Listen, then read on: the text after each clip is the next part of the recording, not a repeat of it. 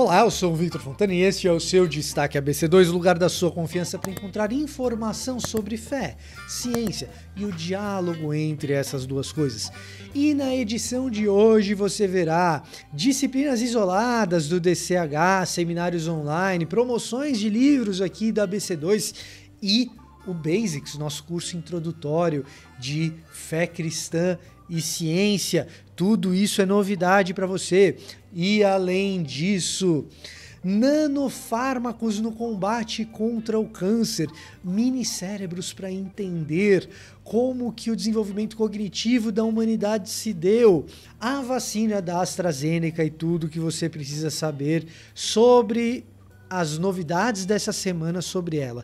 Para conversar sobre a aplicação de vacinas em Israel, o antissemitismo que envolve as ideias a respeito do Estado de Israel, sionismo e como isso se relaciona com a fé cristã, nós recebemos Igor Sabino, sim, especialista em estudos de antissemitismo, cientista político, mestre em relações internacionais também. Eu tenho certeza que você vai gostar, então fica ligado porque o Destaque ABC2 começa agora!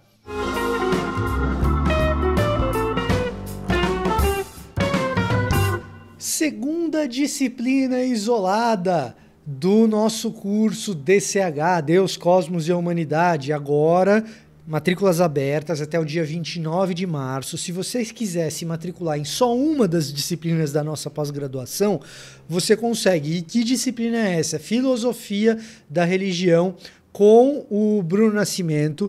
As aulas se iniciam no dia 5 de abril. Então, para você que, perdi prazo de matrícula, não queria fazer o curso inteiro porque é muito longo, ou queria só começar a conhecer alguma coisa, você pode começar por essa disciplina do Bruno Nascimento, que vai abordar epistemologia reformada e como pensar numa filosofia da religião.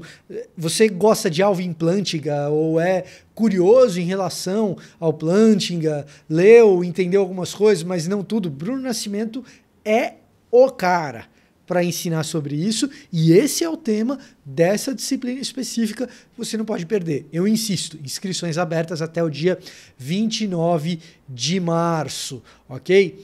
Além disso, aqui na ABC2, nós temos sempre os nossos seminários de fé cristã e ciência. E os de 2021 já se iniciaram. Essa semana, para BH, a gente teve, e em abril a gente vai ter seminários para Maceió e Campinas. Então, se você quiser conhecer melhor os nossos seminários de fé cristã e ciência, o que você tem que fazer? Tem que ir no nosso Twitter, no nosso Instagram, se inscrever aqui no nosso canal, não perder nenhum Destaque ABC2. Frequentemente eu falo deles e você pode sim estar ligado nos nossos seminários ao redor do Brasil, promovendo o diálogo entre fé cristã e ciência. Ah, mas o que eu quero é só uma introdução, Vitor. O que eu quero é começar a entender, começar a aprender. Para isso nós temos o Basics. Fé e ciência, as duas forças mais poderosas do mundo contemporâneo. Forças que se cruzam, dois universos que se encontram. As crises e dilemas do nosso tempo mostram cada vez mais o quão fundamental é o diálogo entre fé e ciência.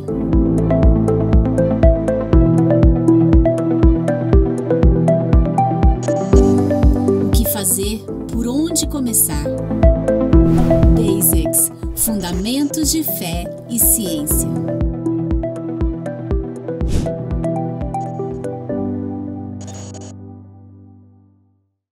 Será uma jornada pelo livro Ciência e Religião, Fundamentos para um Diálogo, do Alistair McGrath.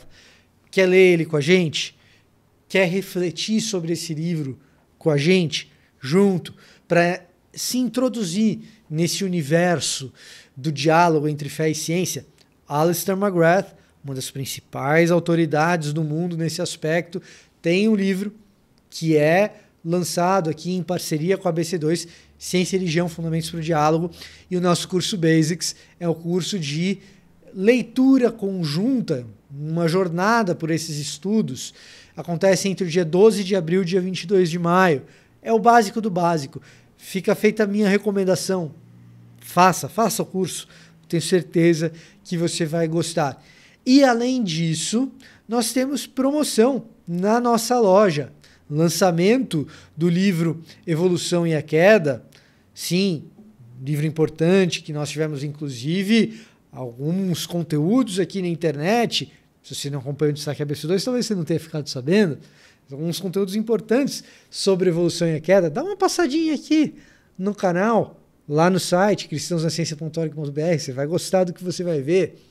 E você vai gostar ainda mais de saber que até o dia 21 de março, esse livro na nossa loja está em promoção. De R$ 54,90 por R$ 39,90. Tem uma promoção aí para que você adquira o livro. E para você que quer saber a respeito da doutrina da queda e a teoria da evolução, um belo livro a esse respeito. Vale a pena você ficar por dentro, tá bom? Não se esqueça de nos seguir no Instagram, no Twitter e se inscrever aqui no canal. Nanofármacos e o combate ao câncer. Sim, nós temos boas notícias para todos aqueles, creio, todos nós, que esperamos por novas tecnologias no combate a tumores. O Instituto de Física de São Carlos, da USP, apresentou nova pesquisa que identifica uma maior facilidade de captação de nanofármacos por parte de células cancerosas no fígado. Medicamentos que são utilizados contra o câncer, com alguma frequência têm uma perda de eficiência por causa da maneira como eles são aceitos no organismo, por células saudáveis ou por células cancerígenas. Claro, o que nós queremos é que o medicamento entre nas células cancerígenas. No caso específico dos nanofármacos, constituídos de partículas muito pequenas, nanopartículas, essa absorção tenta acontecer, a tentativa é que ela aconteça especificamente nas células cancerígenas, aumentando assim a eficiência. E o que essa pesquisa no Instituto de Física de São Carlos, da USP, descobriu e tem provado é que membranas desses nanofármacos, quando eles estão cobertos por membranas similares às das células cancerígenas, eles são mais bem aceitos por essas próprias células. Isso aumentaria e muito a eficiência da aplicação dos medicamentos, uma vez que ele penetrará somente naquela célula que nos interessa, a célula tumoral. Então, é um grande avanço, é um avanço brasileiro e é algo que é promissor nesse tratamento. Evidentemente, a gente está falando de algo que ainda é experimental, mas que nos dá uma boa esperança de um futuro no combate a essas doenças todas que nos causam tanta preocupação. Cientistas criam mini-cérebro para entender a evolução da mente humana. Pesquisadores da Universidade da Califórnia, a partir de células-tronco, desenvolveram conglomerados de células neuronais capazes de realizar sinapses, ondas cerebrais e redes neurais relativamente complexas para tentar entender como que o ser humano atual se desenvolveu e desenvolveu o pensamento e as capacidades cognitivas de uma maneira diferente de outros primatas mais primitivos, como neandertais e similares. A ideia é, por meio desses pequenos conglomerados de células capazes de desenvolver essas redes neurais, como eles reagem diante das diferentes possibilidades genéticas ali da sua montagem. Por meio da tecnologia CRISPR, que a gente já tratou aqui no Destaque ABC2, uma espécie de tesoura genética, eles foram capazes de observar o funcionamento desses pequenos minicérebros com a mutação num gene específico chamado NOVA1. Ao que parece, Tudo indica que a mutação nesse gene específico é o que provoca a diferenciação do ser humano atual, com as suas capacidades cognitivas, em relação a esses outros seres primitivos, que somente o estudo de fósseis não era capaz de demonstrar. Então nós temos aí alguma percepção mais aguçada em relação a como a mente humana tem trabalhado e de onde se originou essa diferenciação capaz de produzir linguagem e outras capacidades cognitivas complexas que o ser humano é capaz de desempenhar. A AstraZeneca, a vacina de Oxford, a semana é dela.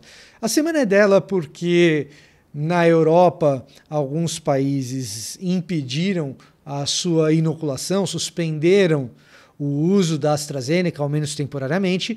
A semana é dela porque a Anvisa emitiu todos os certificados para que essa vacina seja utilizada no Brasil. A semana é dela porque a Fiocruz parece agora ter capacidade de produzi-la em território nacional.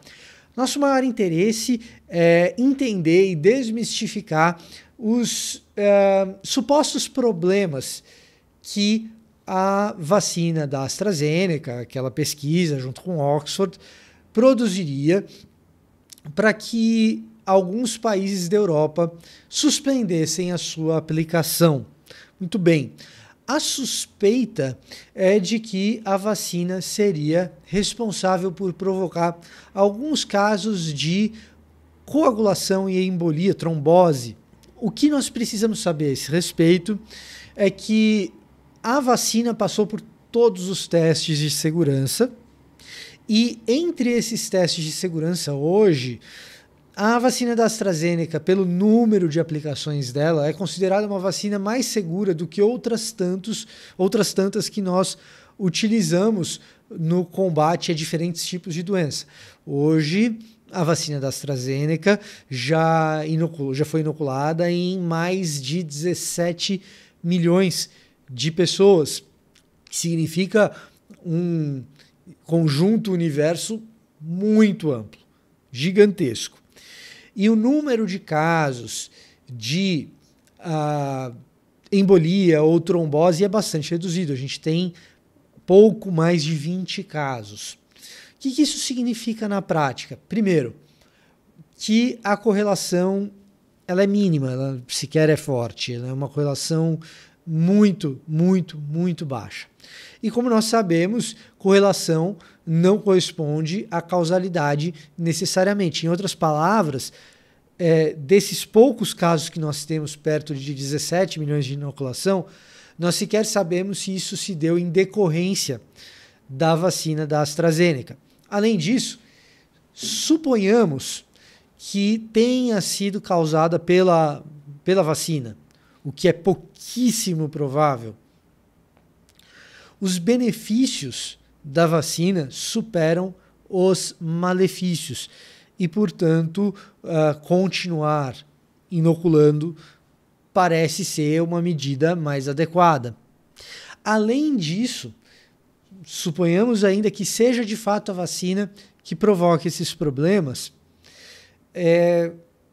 o que nós percebemos é que esses problemas aconteceram dentro de um quadrante muito específico de aplicações da vacina. Em outras palavras, se houve um problema, pode ser que tenha havido um problema específico com um lote da vacina. Lote esse que não veio para o Brasil. Então, tudo que pode se falar a respeito das suspeitas em relação à AstraZeneca para o Brasil, para a segurança que nós temos hoje, para a Anvisa, não se aplica. Por que esses países, então, tomaram essa decisão? Primeiro, esses países podem escolher entre a AstraZeneca e outras vacinas durante algumas semanas. Segundo, muito provavelmente, depois de alguns estudos, a vacinação com a AstraZeneca deve ser retomada em cada um desses países. Portanto, não é motivo de alarme. A Anvisa já aprova a AstraZeneca como vacina segura, já é produzida aqui no Brasil e, portanto, devemos continuar aplicando a AstraZeneca, devemos continuar confiando na eficácia e na segurança da vacina. Lembrando que essa questão europeia diz respeito à segurança da vacina, não à sua eficácia. Em relação à eficácia, nós temos uma outra preocupação. Qual é o tamanho da eficácia da vacina da AstraZeneca ou da vacina do consórcio AstraZeneca-Oxford em relação às novas variantes? Nós sabemos que ela provê alguma imunidade em relação a P1 e P2, variantes brasileiras, mas diante da variante da África do Sul, é uma vacina que apresenta algumas dificuldades, pelo menos por enquanto. Portanto, a gente aguarda novos estudos em relação a essas novas variantes. De qualquer maneira, uma vez que a gente sabe que ela provê algum tipo de imunização, ainda que não seja ideal, contra novas variantes, a sua aplicação segue sendo algo recomendável. Não diga não à vacina da AstraZeneca ou qualquer outra vacina que já passou pelos processos de aprovação da Anvisa.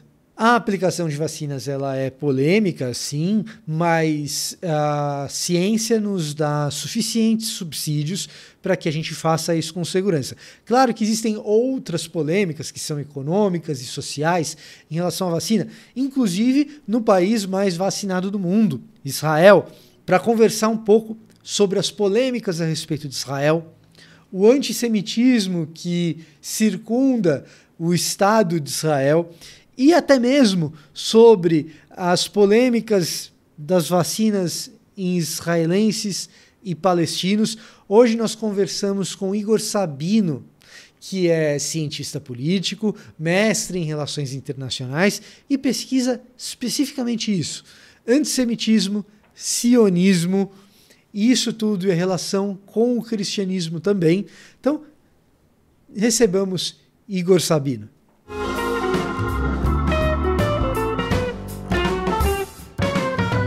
Então, para conversar conosco sobre antissemitismo, a relação entre cristãos e judeus e como a gente pode fazer uma abordagem mais acadêmica disso, a gente tem aqui com a gente o Igor Sabino, fez mestrado em Relações Internacionais, agora é doutorando em Ciência Política e a área de pesquisa dele é especificamente essa, na Federal de Pernambuco. Igor, muito obrigado por atender o nosso convite. Eu que agradeço, é um prazer para mim estar aqui conversando com você sobre esses temas que são tão importantes e que eu gosto tanto. Muito obrigado por estar com a gente, Igor. E para a gente começar o nosso papo, eu queria te perguntar o que é o tal do antissemitismo? Porque a impressão que eu tenho é que, em especial em momentos de polarização como o nosso, tem pessoas que têm resistência ao termo, tem pessoas que usam o termo para praticamente qualquer coisa. Então, quando a gente fala em antissemitismo, o que isso é de fato? Uhum. Então, isso é uma discussão muito importante, porque, de fato, existe muito debate sobre o que, de fato, é antissemitismo, quando é que surgiu o antissemitismo. Um rabino, Jonathan Sacks, que foi um grande pensador judaico, ele faleceu no final do ano passado, ele costumava dizer que a dificuldade de falar de antissemitismo, porque o ódio aos judeus, ele varia ao longo da história. Então, ele vai dizer que durante um período, os judeus eles foram odiados por conta da religião deles, durante a Inquisição, as Cruzadas. Depois, eles foram odiados por conta da etnia, e a gente tem o nazismo, e atualmente eles têm sido também muito odiados por conta do Estado deles, o país deles, que é Israel. E isso aí já traz uma série de discussões sobre o que é ser judeu, sobre o sionismo, coisa que a gente vai explicar mais à frente. Mas hoje existe uma definição sobre antissemitismo, que ela foi formulada pela Aliança Internacional de Lembrança do Holocausto. Essa é uma definição que já foi adotada por vários países, é a definição que os Estados Unidos aprovou, inclusive o Biden também está querendo manter essa definição, e Israel está querendo que a ONU adote também. E essa é uma definição que tem sido bem problemática, se não problemática, mas tem trazido discussão, porque afirma que o antissemitismo é uma determinada percepção dos judeus que ela pode se exprimir por meio do ódio, e isso se dá tanto de forma retórica como física, e ela é dirigida não somente contra indivíduos judeus, mas também indivíduos que não são judeus, mas que são percebidos como judeus, bem como instituições comunitárias, instituições religiosas judaicas, enfim. E essa é uma definição que as pessoas acham problemática, porque isso faz com que o antisionismo, que é, no caso, você ser contra a existência de Israel, seria concebido como uma forma de antissemitismo, porque seria você negar aos judeus o direito de ter um Estado, enquanto que você geralmente não faz isso contra outros povos, contra outros grupos. Então, seria aplicar um tratamento específico a Israel, que você não aplica a nenhum outro país. Porém, a própria definição deixa claro que se você fizer críticas justas a Israel, isso não é antissemitismo. Então, você pode ser contra o Benjamin Netanyahu, você pode não gostar dele, você pode criticá-lo, mas a questão é como você faz a crítica. Tá.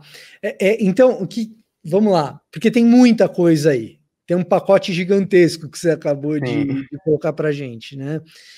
Vamos lá. Nós temos antissemitismo contra pessoas. Então, pessoas que são judias ou percebidas como, e são vítimas de ódio físico ou retórico por causa disso. Esse é um pedaço da história. Isso. Eu não sou judeu, por exemplo, e já sofri antissemitismo porque as pessoas acham que eu sou judeu. Tá, ok. Você pode ser percebido como judeu pelo escopo da tua pesquisa, talvez pelo seu sobrenome, e aí alguém pode eventualmente te agredir verbalmente ou retoricamente, que não necessariamente é uma agressão verbal, ou até uma agressão física por causa disso, e isso se enquadra no modelo antissemítico. Beleza. Outra coisa diferente disso é a posição que alguém tem em relação ao Estado de Israel.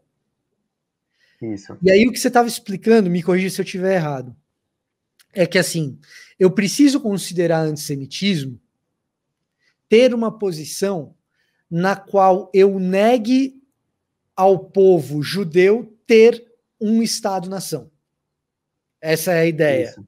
Né? Isso, eu não nego. Eu não nego a uma tribo nativa da América ter uma nação dentro dos Estados Unidos, portanto, eu não deveria negar ao povo judeu ter um Estado-nação ele próprio. É mais ou menos por aí?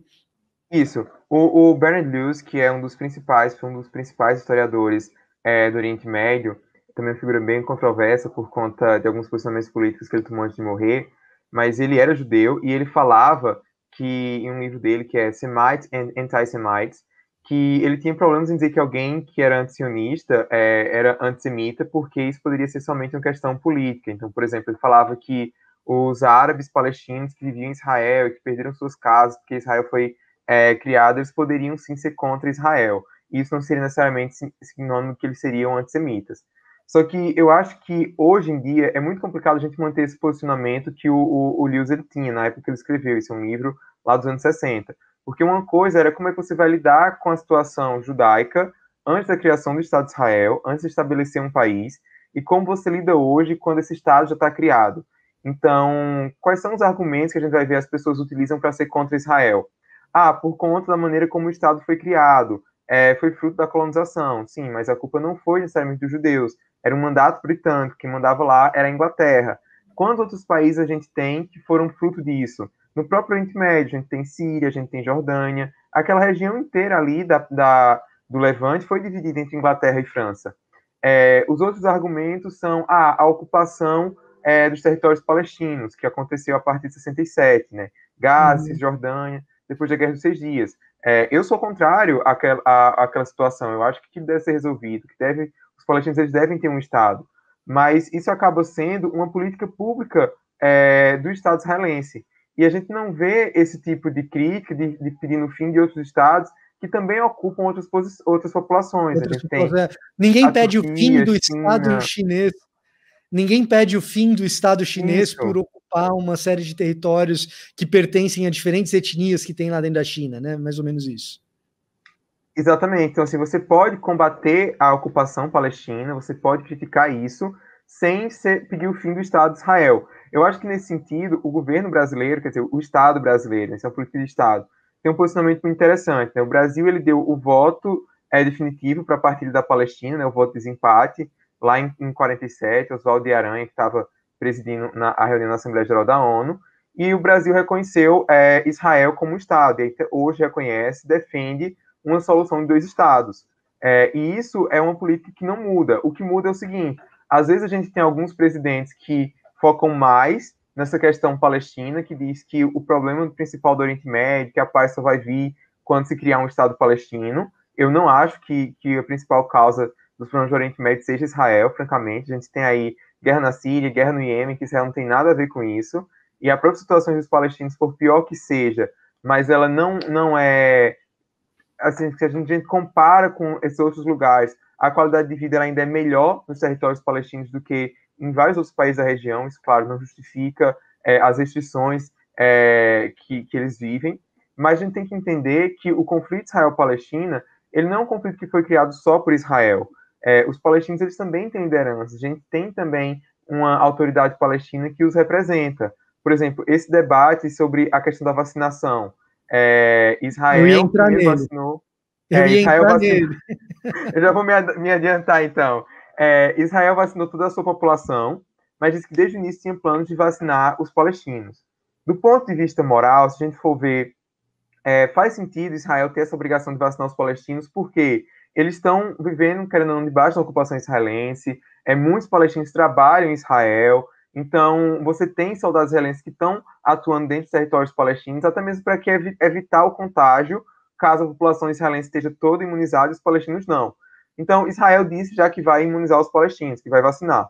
Por outro lado, a gente tem que entender que em 1993 e 1994, Israel fez uma série de acordos com a autoridade palestina, que é o representante, né, dos palestinos, e nesses acordos de Oslo, ficou definido que questões de educação, questões de saúde, ficariam a cargo dos palestinos, da autoridade palestina.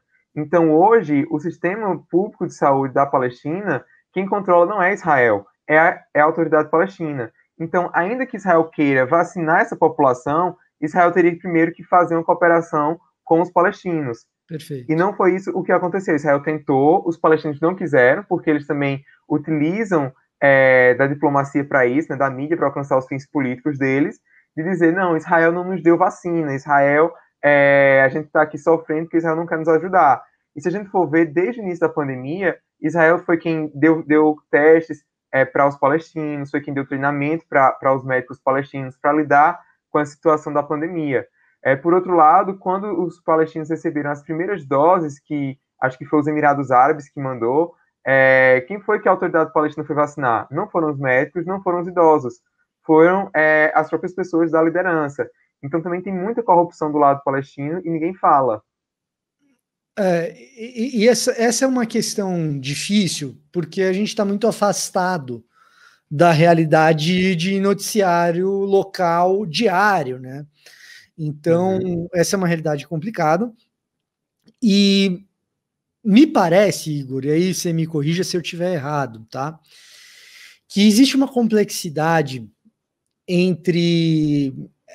nessa relação entre a autoridade palestina e Estado de Israel, porque são dois sistemas que funcionam de maneiras diferentes.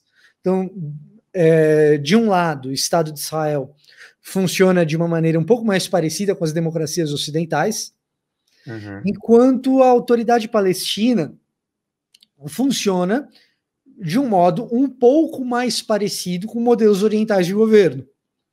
Né? Nem Israel é tanto uma democracia ocidental, nem a autoridade palestina é tanto um modelo oriental de governo, né? Eles são cada um à sua maneira, mas existe uma dificuldade de diálogo aí. E me parece também, Igor, que, e aí de novo você me corrija se estiver errado, que toda relação entre esses dois entes, entre esses dois estados, se você quiser chamar a autoridade palestina de Estado, se alguém quiser falar isso, né? Mas toda negociação entre esses dois entes vai resultar numa discussão geopolítica que envolve as questões territoriais e o tratamento mútuo dos dois povos.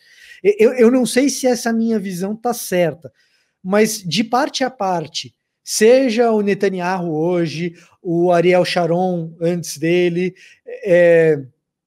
ou quem fosse o premier israelense, seja o líder da autoridade palestina, fosse o Yasser Arafat que fosse, sempre vai existir um diálogo que é subjacente àquilo que está acontecendo de fato. Então, o assunto é vacina, beleza. E o resto? Me parece que sempre vai ter isso. E eu não sei se no caso da vacina tem isso também. Sempre vai ter um interesse israelense num determinado tipo de controle que envolve territórios e um interesse palestino que envolve um determinado tipo de tratamento que envolve territórios, mas também um estilo de vida que quer ser imposto ali ou coisa parecida. Isso. E é muito interessante também, vale a gente ressaltar que os palestinos eles têm duas formas de governo, né? Quando a gente fala dos territórios palestinos, a gente fala da Cisjordânia, que é controlado pela autoridade palestina. A autoridade palestina teve uma única eleição em 2003, nunca mais teve. Se não me engano foi em 2003, mas enfim, foi logo depois da morte do Arafat, e que o Abbas chegou ao poder. Mas a gente também tem a faixa de Gaza, que é controlada pelo Hamas, que é um grupo terrorista. Então, o Hamas ele não dialoga com o governo de Israel e muitas vezes nem mesmo com a própria autoridade palestina. Então, é comum que a autoridade palestina coopere com Israel, às vezes para prender pessoas ligadas ao Hamas. Eu acho que para quem quiser entender um pouco dessa complexidade, uma série que tem na Netflix ajuda muito, que é Fauda. Fauda mostra bem isso, como que às vezes a autoridade palestina coopera com Israel em certas questões e em outras não. Mas nesse ponto que você ressaltou, eu acho que é muito interessante a gente pensar o que o Micah Goodman ele disse que é o impasse de 67, inclusive esse é o título de um livro que saiu em português recentemente, que desde que Israel ele passou a controlar esses territórios palestinos, né, que foi com a Guerra dos 6 Dias em 67, foi uma guerra que Israel não estava pensando em controlar isso, né? Ele conquistou esses territórios, depois se deu conta que tinha que lidar com os árabes que estavam vivendo nesses territórios, e aí é um problema que vive até hoje. E Israel ele vive um grande dilema porque é o seguinte: se Israel vai e anexa esses territórios para o seu Estado, como algumas pessoas na direita, na extrema-direita lá de Israel, né, alguns até mesmo líderes religiosos que têm aquela ideia de tu eres Israel, de querer que seja toda a terra conforme as dimensões bíblicas, o que também é bem discutível, né, que seriam essas fronteiras bíblicas, e se a gente for ver, eles são minoria. Mas isso é um problema para o próprio sionismo, porque se você vai ter essa população árabe incorporada ao território israelense, primeiro, Israel é uma democracia, então a gente tem 20% de árabes que são cidadãos israelenses, que eles votam e são votados, eles estão no parlamento, na Knesset israelense. Então, a taxa de natalidade dos árabes é maior do que a dos judeus. Digamos que no futuro, os árabes eles se tornem maioria, e eles vão e mudem a lei que diz que Israel é um Estado judaico. Imagina isso, esses árabes eles são integrados a Israel, se tornam maioria e transformam Israel em mais um Estado árabe. Então, os judeus eles vão voltar a ser minoria dentro do seu próprio país, vão deixar de ter um Estado nacional. Por outro lado, se eles quiserem manter o caráter judaico e não der direito de voto a esses árabes, não der direitos políticos, civis a eles, Israel vai continuar um Estado judaico, mas não vai ser mais uma democracia. Aí sim vai ser um apartheid. E é isso que Israel não quer. Então tem esse dilema aí, como solucionar isso? Igor, assim, eu sei que foge um pouco do nosso tema, mas é inevitável tocar no assunto.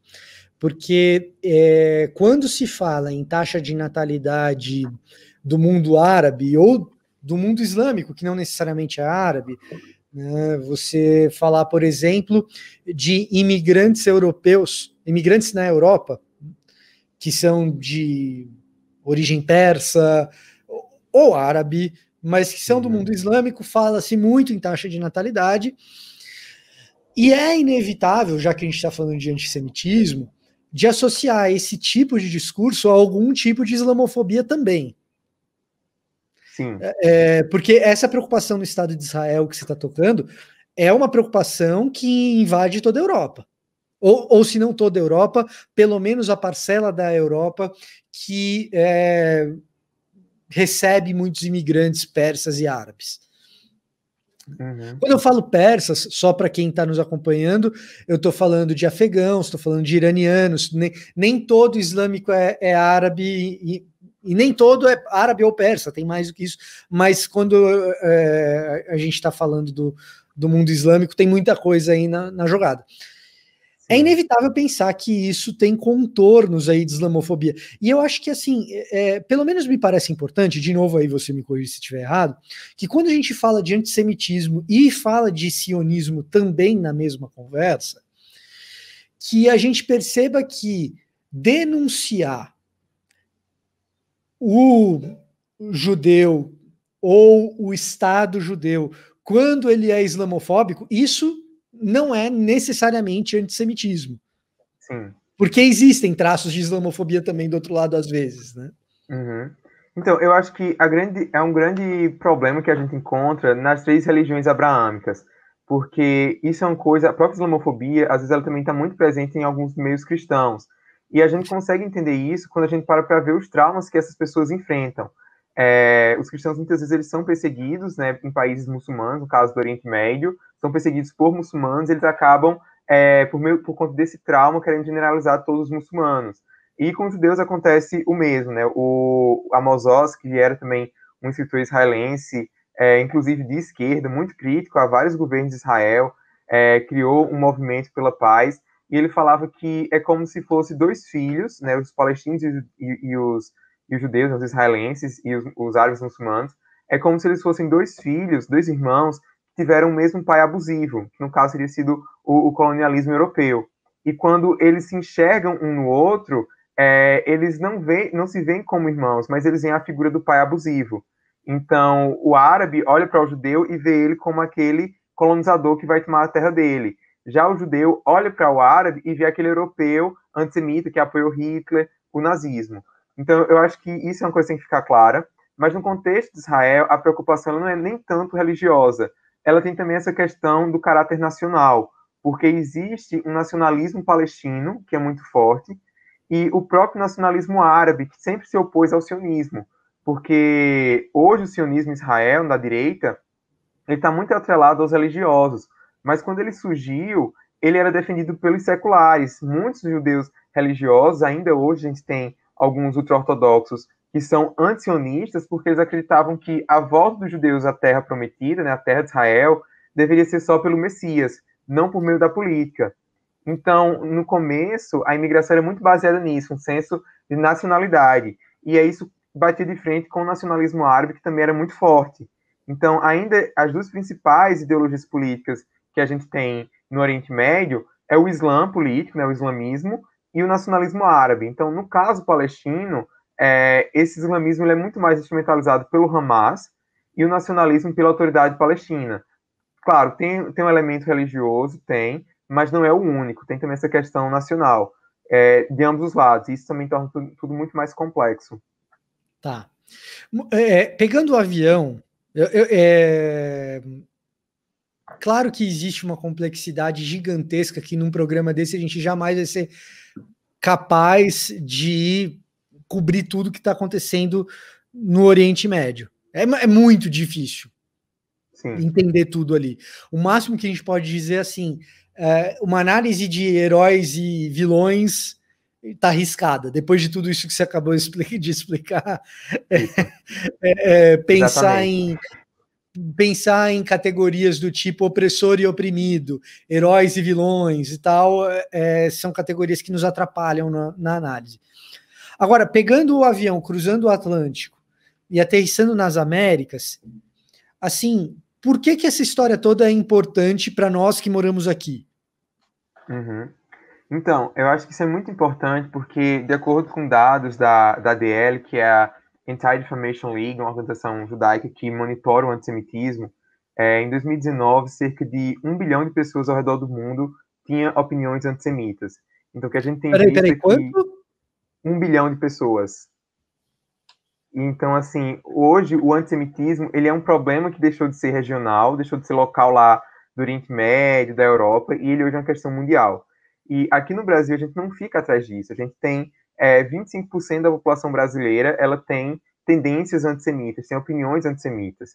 E hoje as 3 principais... Sem nem saber disso, muitas vezes. Isso, sem nem saber. São preconceitos né, eu acho que até se a gente vai ver a história da própria criação do Brasil, a formação nacional, o antissemitismo ele sempre esteve muito presente, né? Vários judeus que foram perseguidos durante a Inquisição, né? Os judeus novos tiveram que se converter ao cristianismo forçadamente. Se a gente for ver, os judeus eles só puderam, por exemplo, votar durante o Segundo Império, né? Durante o Segundo Reinado, porque mesmo depois da proclamação da República, os judeus também não tinham direito de voto.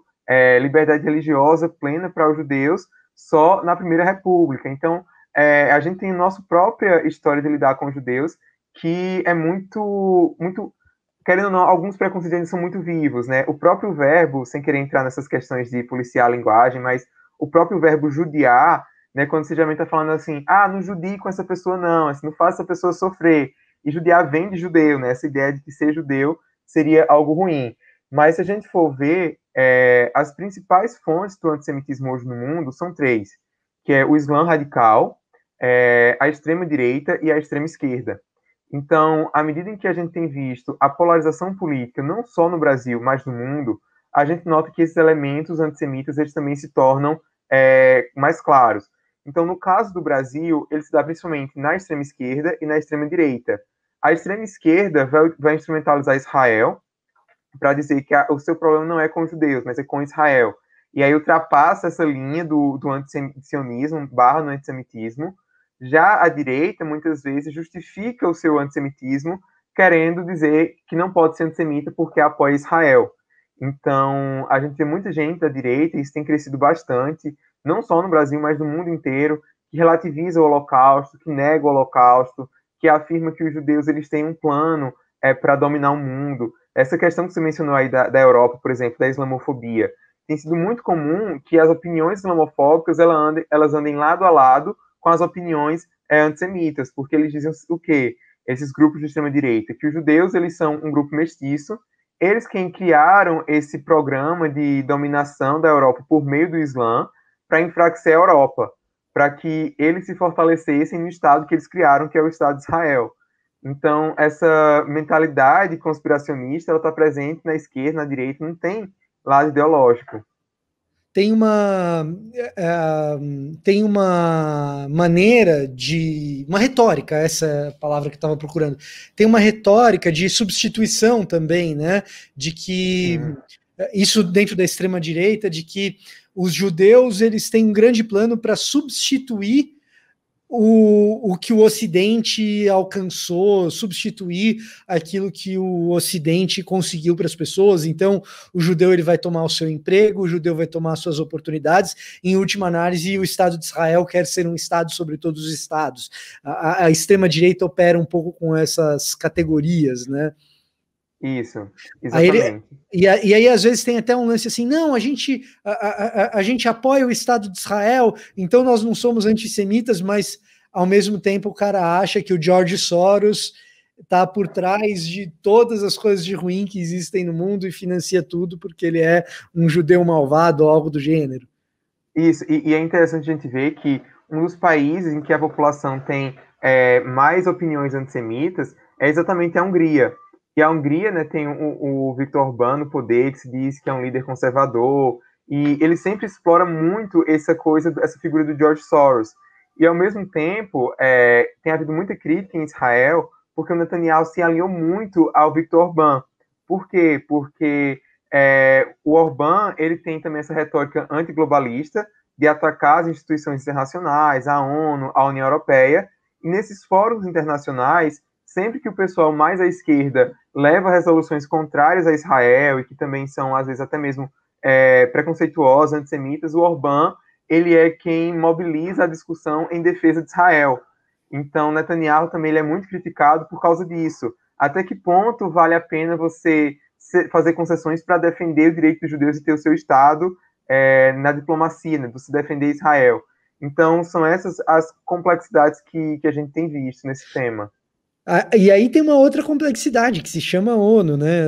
Ou os órgãos internacionais de maneira geral, que são heterogêneos pra caramba, porque é natural, você tem um órgão internacional ali, você tem interesse de tudo quanto é nação diferente, é absolutamente natural que ela seja heterogênea.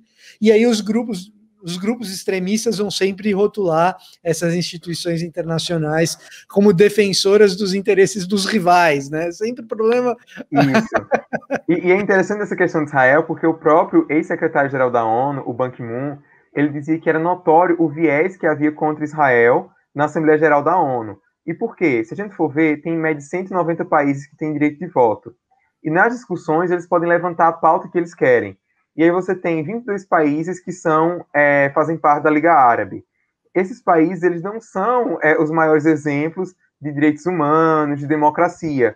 Então, para eles é muito fácil de escolherem Israel para estar sempre falando sobre Israel, tirando o foco deles.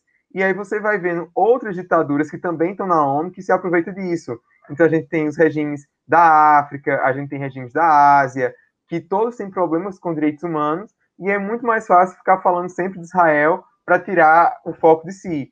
Então, se a gente for ver, por exemplo, ano passado, Israel recebeu mais resoluções condenatórias do que a China, do que a Rússia, do que Cuba, do que vários outros países, do que a própria Síria. A Síria está em guerra há 10 anos, Bashar al-Assad já usou arma química contra a população.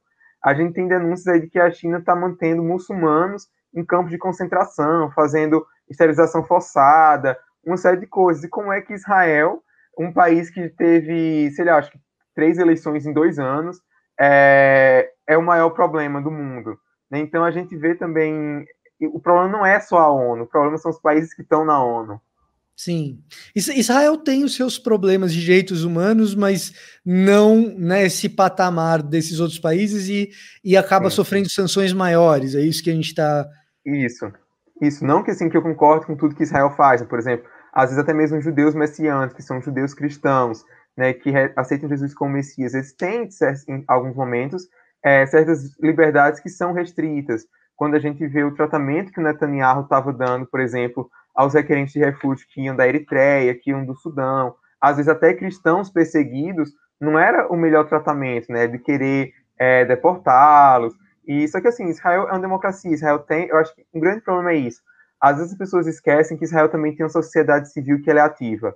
Então, do mesmo jeito que você não pode cancelar o Brasil por conta do seu presidente, independentemente se quem está no poder é o PT, é o Bolsonaro, então quando você não pode inviabilizar a população brasileira. E é isso que o movimento que existe de boicotes, desinvestimentos e sanções contra Israel faz. Ignora completamente essa sociedade civil que protesta diariamente contra o Netanyahu. Por exemplo, a mídia brasileira não está mostrando, mas já faz uns 2 anos ou mais que sempre tem protesto contra o Netanyahu por escândalo de corrupção. Durante a pandemia, teve vários protestos israelenses contra ele, e agora até da direita, por conta da vacina. Também tem antivax lá. Tem. Lembrando que o Netanyahu, ele tem condenações ele tem casos de corrupção já julgados, nos quais ele foi de fato condenado por corrupção, né? Então, os protestos por corrupção não são sem razão, né? Isso, ele fica tentando fugir da justiça por meio da imunidade parlamentar, né? Então, ele fica sempre se elegendo para fugir disso. Já vi história parecida, não sei onde, Igor. Eu já vi história parecida, não sei onde, Igor. E aí, o que assim, beleza, então, num certo sentido, acaba sendo importante para nós, porque nós temos esse problema de antissemitismo aqui. E temos populações judias nas Américas como um todo, né? Imigrantes judeus que se estabeleceram aqui nas Américas como um todo. Aqui no Brasil tem uma comunidade judaica grande, Estados Unidos também. A minha pergunta, então, Igor, é o seguinte: como que isso afeta e por que isso seria importante para quem é cristão? Esse é um bom ponto. Eu acho que um dos grandes fatores também que tem contribuído para que o debate sobre Israel e antissemitismo esteja presente no debate político brasileiro é exatamente o chamado sionismo cristão, que é o apoio dos evangélicos, principalmente os evangélicos pentecostais, dispensacionalistas, que apoiam o Estado de Israel porque vem um significado profético, vem um sentido de cumprimento de profecia bíblica, de um pré-requisito para a vinda de Jesus. Então esse é um movimento que ele é muito forte nos Estados Unidos, mas também tem crescido ao redor do mundo. E a gente nota que desde a eleição do Bolsonaro, ele foi um dos presidentes que tem inovado ao utilizar essa pauta para conseguir apoio desse eleitorado, essa parte importante do eleitorado. Então, existe muita discussão, não só política, mas acho que principalmente teológica, sobre qual é o papel de Israel na teologia cristã. Né? Um dos principais conceitos antissemitas que as pessoas têm, por exemplo, é de que os judeus foram os responsáveis por matar Jesus. E isso é uma coisa que a própria Igreja Católica já voltou atrás, né? Tem documentos sobre isso, mas no meio evangélico não é tão comum, assim, ter documentos condenando, né? Há pessoas que mantêm isso. Sim. E tem também a questão da teologia da substituição, que é a ideia de que a igreja ela substitui Israel. Então, todos os planos que Deus ele tinha para Israel, eles foram anulados, e agora eles fazem parte da igreja. Tudo que foi prometido a Israel agora vai para a igreja. E as raízes desse supersessionismo, né, o nome técnico, dessa teologia da substituição, varia. Pode ser porque alguns dizem que é porque Israel desobedeceu, então isso transferiu. Outros afirmam que é porque foi uma questão simplesmente econômica, né, no plano de redenção agora é outro, depois de Jesus, as coisas mudaram. E o fato é que isso às vezes acaba também alimentando muitos estereótipos, não só contra os judeus enquanto um grupo étnico, mas principalmente contra os judeus enquanto um grupo religioso. Então, muitas vezes os evangélicos eles têm uma visão bastante caricata do judaísmo, porque eles acham que todo judeu ele é um fariseu. E até mesmo a noção de que todo fariseu ele era hipócrita, que todo fariseu ele era ruim. E quando a gente vai ver os ataques, né, as condenações que Jesus fazia, não eram aos judeus como um todo, eram a líderes religiosos específicos. Né? Aquela mesma coisa, a gente não pode generalizar alguns líderes evangélicos que são corruptos, que vendem a fé, e dizer que todo evangélico age assim. Mas acabou que nesse imaginário evangélico, a figura que se tem de judeu é essa, que o judeu é legalista, que o judeu é hipócrita, que ele quer salvar pela lei, né? E aí, não é assim. Fica parecendo que o racional evangélico em relação a essa questão se assemelha àquele outro racional que a gente explicou, e aí você me corrige se estiver errado, porque você que é o pesquisador aqui. Mas eu estou notando similaridades com aquele outro racional no seguinte sentido. Não, eu não sou antissemita, porque eu sou a favor do Estado de Israel. Sim. Só que no discurso religioso acaba se fazendo uma caricatura de quem é o judeu, acaba se tratando o judeu como um inferior, de uma maneira que não se faz com outras etnias, e se mistura, inclusive, crença com etnia, e faz-se uma bagunça grande nesse aspecto também, né? Sim, isso é um problema muito grande. E a gente vê que tem crescido uma preocupação por parte dos judeus em relação a esse apoio evangélico, porque vale ressaltar que os judeus, eles têm uma história, existe uma história de antissemitismo cristão que os evangélicos muitas vezes desconhecem, mas que na memória dos judeus é muito viva. Então, quando um evangélico, por mais bem intencionado que ele seja, por mais amor genuíno que ele tenha pelos judeus, mas ele fala que ele apoia Israel porque ele acredita que no fim dos tempos os judeus vão se converter, vão reconhecer Jesus como Messias.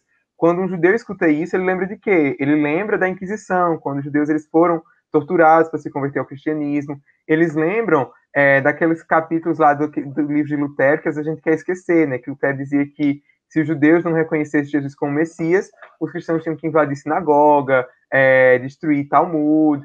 Então, eu acho que a igreja evangélica muitas vezes mantém ainda esses estereótipos antissemitas e antijudaicos, realmente por uma falta de educação, por uma falta de conhecimento histórico, né?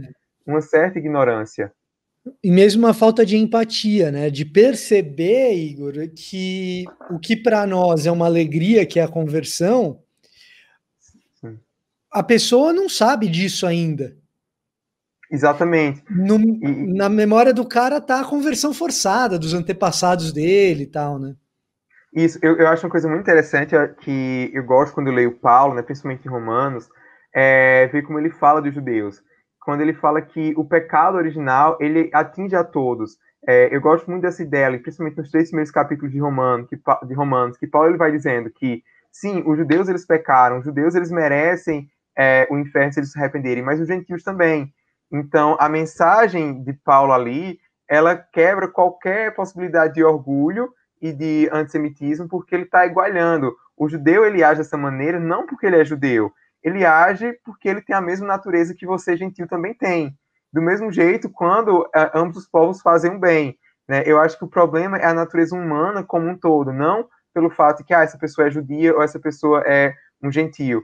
E a mensagem do evangelho é exatamente essa, né? Que Cristo ele quer reconciliar os dois povos, criar uma nova humanidade em que as identidades elas ainda vão ser visíveis, do mesmo jeito que eu não deixei de ser brasileiro quando eu me converti ao cristianismo, eu não vou deixar de ser judeu caso eu reconheça Jesus como Messias. Eu posso continuar mantendo alguns elementos culturais, como algumas festas, mas entendendo-as à luz dessa verdade que é Cristo. Então, eu acho também que tem muito temor por parte dos judeus que não são messiânicos, né, disso, de achar que ao se converter ao cristianismo, eles têm que abandonar a sua identidade como um todo. Isso foi o que foi ensinado muitas vezes. Você se torna judeu, se torna cristão, você deixa de ser judeu. E isso foi, essa teologia da substituição, foi o que muitas vezes levou até mesmo ao colonialismo, porque a gente sabe que a gente não consegue abandonar certas características culturais nossas. Então, às vezes, a gente só troca isso por uma identidade americana, por uma identidade europeia. Então, a colonização acontecia baseado nisso, né, de que não há grego nem judeu, todos são um em Cristo. Só que esse um era o quê? Um europeu. Isso, né, isso aí empurrando. Então, a gente tem que pensar de forma mais crítica sobre isso.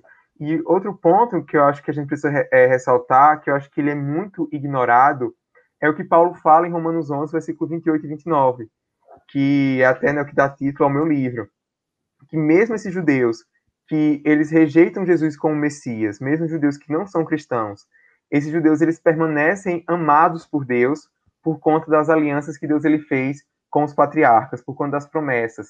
Né? Eles são inimigos por conta do evangelho, né? Eles não são salvos segundo a nossa ótica cristã, mas eles continuam amados, eles ainda têm um papel especial, né? Deus ainda tem um carinho especial por eles. E isso não significa que eles vão ser salvos sem Cristo, né? Não, a teologia cristã não afirma isso.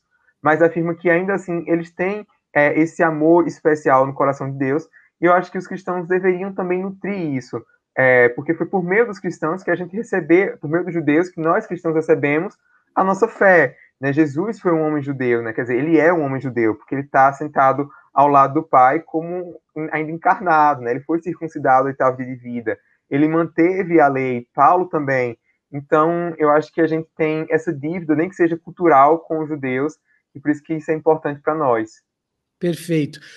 Igor, você mencionou o seu livro.